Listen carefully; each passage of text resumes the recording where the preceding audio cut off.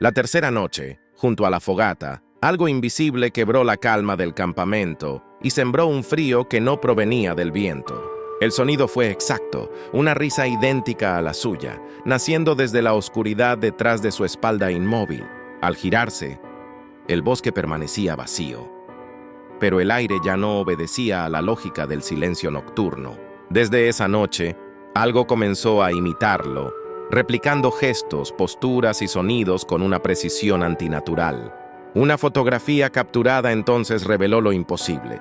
Su figura aparecía 2 veces frente al mismo fuego.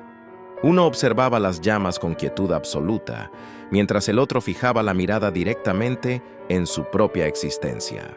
Con el paso de los días, el tiempo empezó a fallar, despertando en lugares desconocidos, con recuerdos incompletos. Frente al espejo, la verdad se manifiesta. El reflejo ya no siempre obedece al parpadeo humano. Video completo en YouTube.